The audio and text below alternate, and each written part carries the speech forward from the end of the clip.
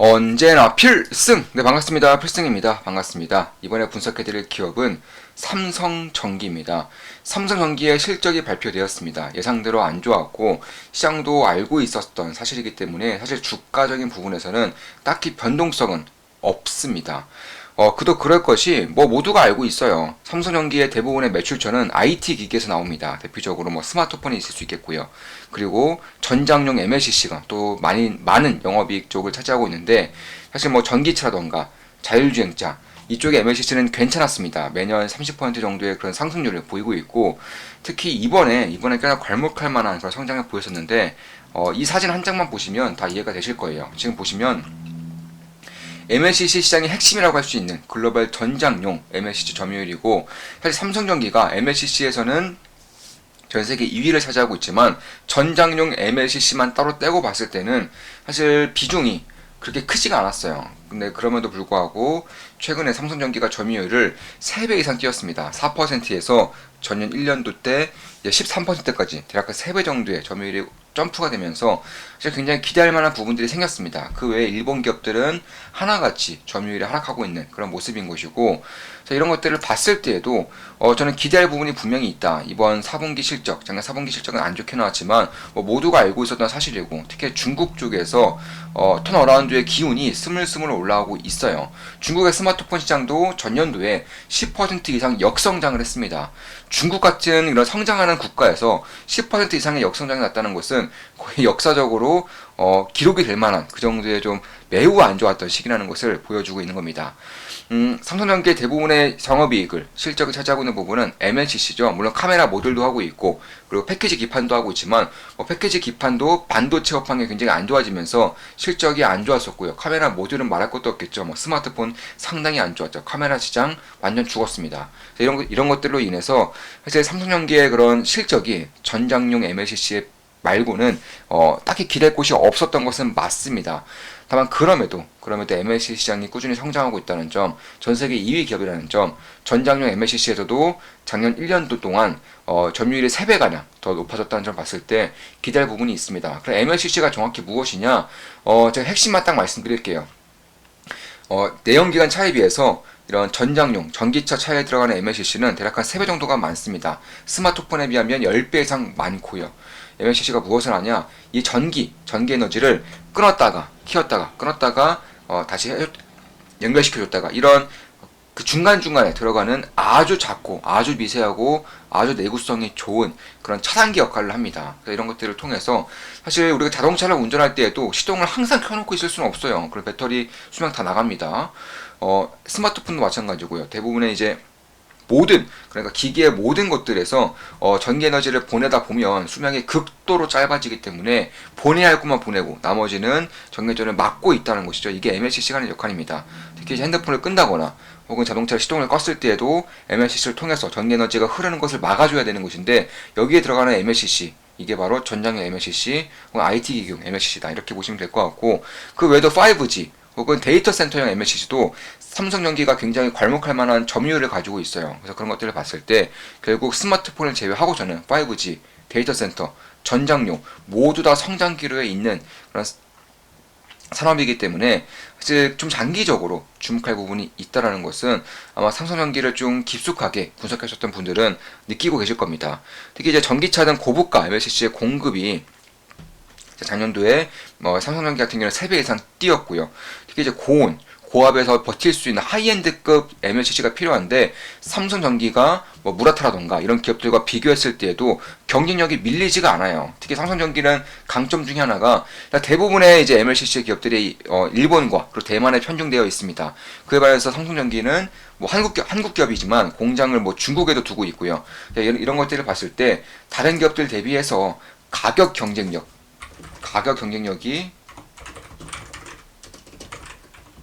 압도하고 있었습니다. 이에 따라서 이제 점유율에 대한 상승이 가파르게 진행되고 있는 것이고요. 중국에 공장이 있는 만큼 사실 매출 같은 경우도 중국에서 가장 많이 나와요. 대한민국 기업에도 대한민국이 아니라 중국에서 매출이 가장 많이 나옵니다. 그렇기 때문에 사실 작년에 중국이 굉장히 안 좋은 시기를 보내면서 삼성전기가 실적이 좋을래야 좋을 수가 없었어요. 그런데 이제 올해부터 코로나 정책이 완전히 뒤집혔죠. 제로 코로나 정책이 폐지가 되면서 중국 같은 경우도 스마트폰 출하량 혹은 IT 기기에 대한 그런 생산량과 그리고 수요량이 점차 뛸 것이라는 기대감이 들고 있고요. 이런 것들이 현실적으로 나타나게 될 경우 아마 올해 2분기 정도부터는 삼성전기의 실적이 본격적인 턴어라운드 국면 혹은 성장 기조에 돌입할 가능성이 상당히 높습니다. 특히 삼성전기 조금 더 웃게 해주는 그런 이슈 중에 하나가 바로 중국 시장에서의 애플의 감소 폭이 상당히 크다는 거예요. 지금 보시면 올해 1월 기준입니다. 전년 대비해서 중국의 스마트폰 시장이 마이너스 10% 역성장했어요. 비보도 그래서 똑같이 마이너스 11% 역성장했는데 화웨이는 오히려 47% 폭증했습니다. 그리고 애플이 22%가 감소했어요. 사실상 애플은 대표적으로 탈중국을 하고 있는 그런 기업 중에 하나죠. 생산 공장도 인도에다가 다 옮겨짓고 있는 그런 상황이기 때문에 미중 패권 전쟁이 심화되면 심화될수록 중국인들의 입장에서 봤을 때 애플은 상당히 눈엣 가시처럼 느껴질 수가 있다라는 거예요. 이런 부분은 제가 이제 좋은맘 기쁨도 텔레그램 방송도 꾸준하게 이제 분석을 해드렸던 부분이고, 그래서 그런 것들을 봤을 때 결국 주목할 부분이 분명히 있지 않겠느냐. 저는 개인적으로는 그렇게 보고 있는 겁니다.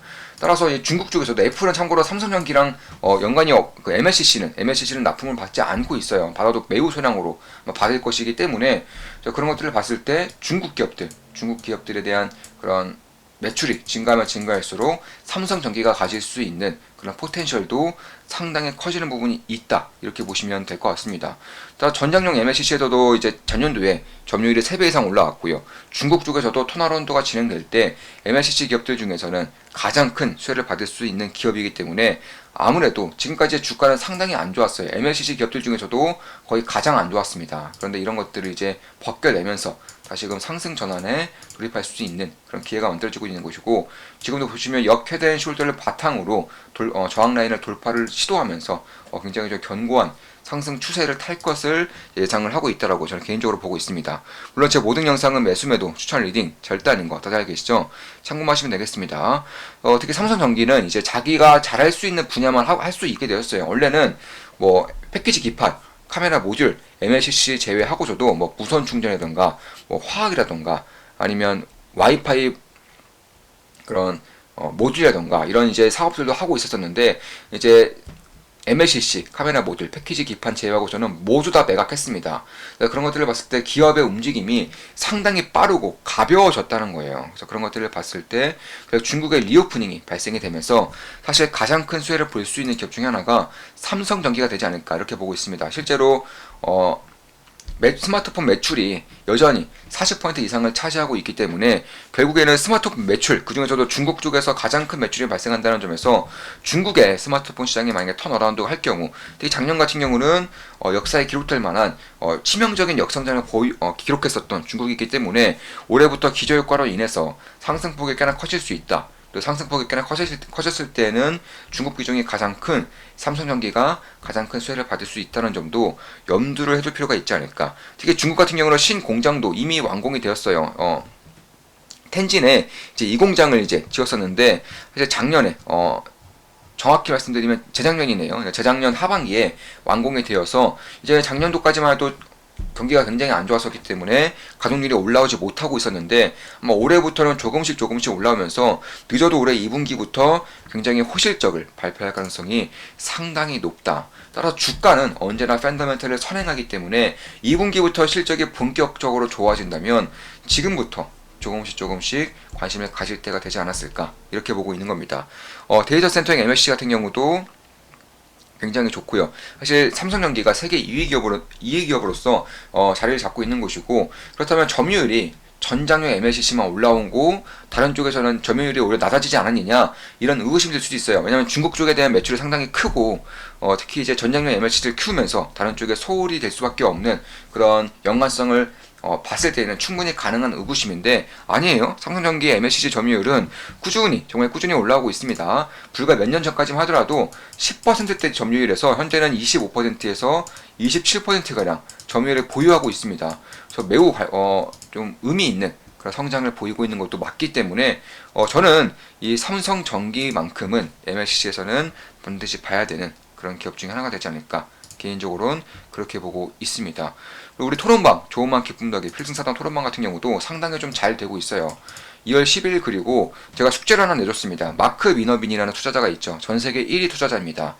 제자들을 많은 제자들을 거느리고 있고 그 중에 수제자들 같은 경우는 전미 투자 대회에서 1등부터 10등까지 휩쓸고 있습니다. 정말 휩쓸고 있다는 표현이 맞을 정도예요.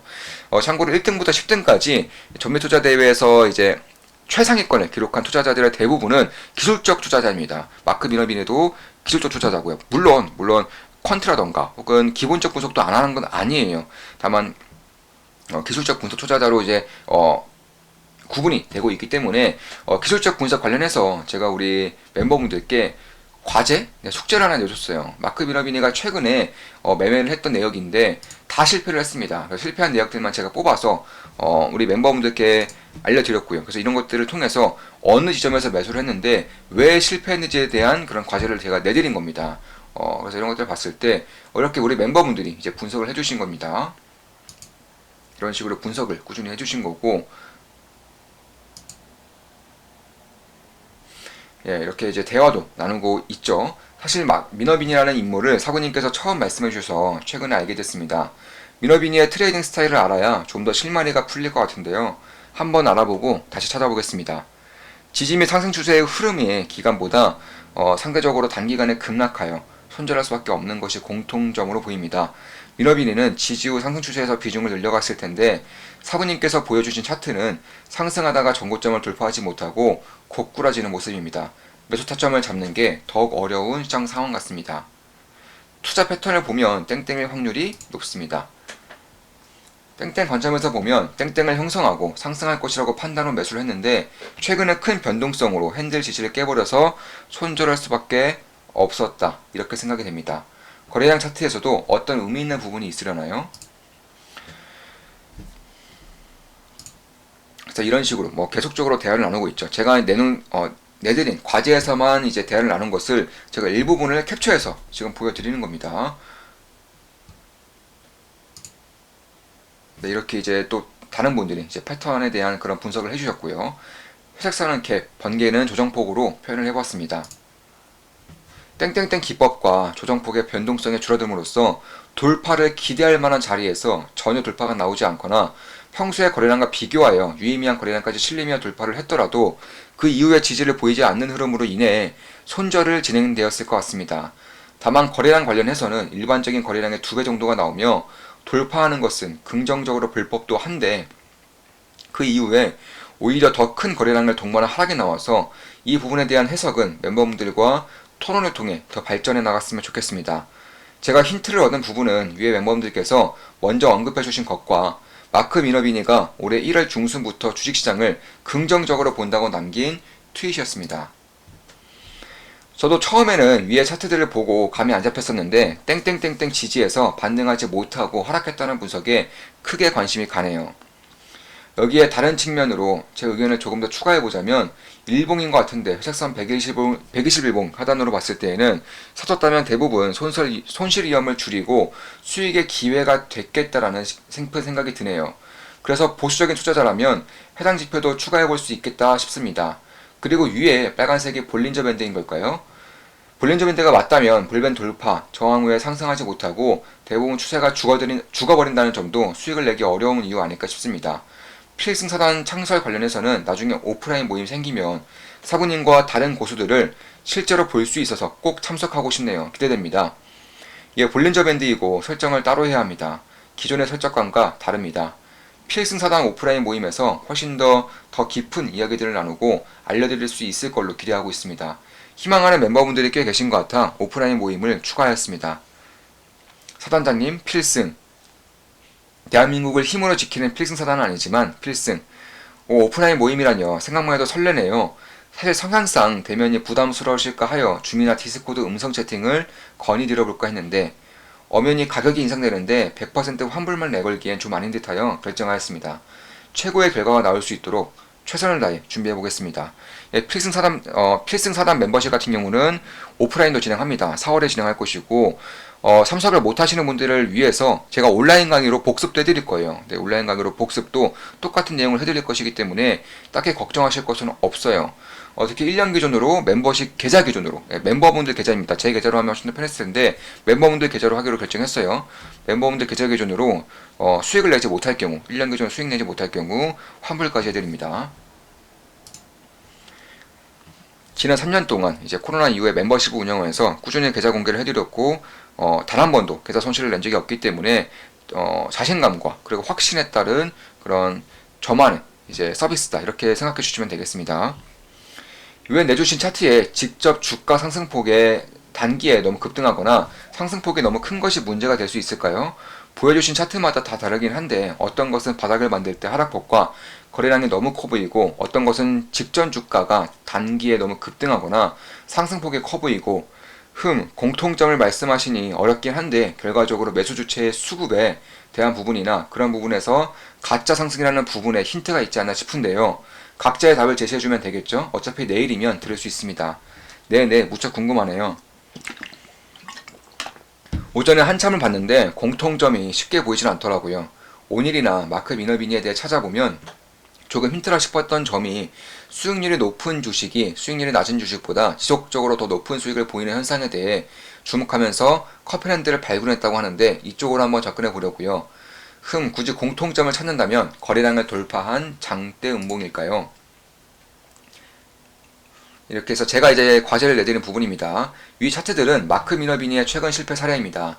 세계 1위 투자자이자 그가 가르친 수많은 제자들이 주식 투자 생태계를 압살하고 있는 인물임에도 최근 변동성이 너무 커 투자하기 어려운 시장이라고 밝혔습니다. 위 흐름들의 공통점을 찾아보시겠습니까?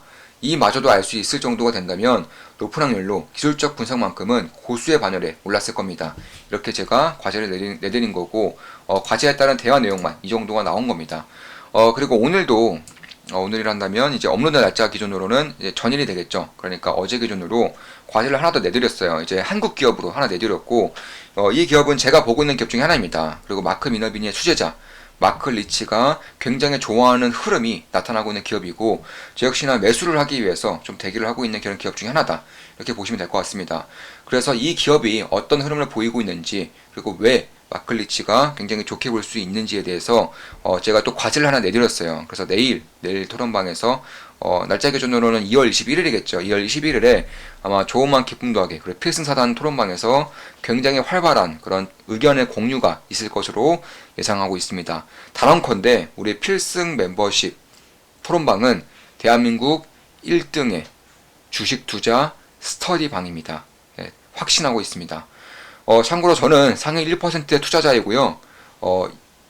가치투자 필승 멤버십만 가입하셔도 제 매매 내역을 실시간으로 알 수 있습니다. 가격은 한 달에 24,000원입니다.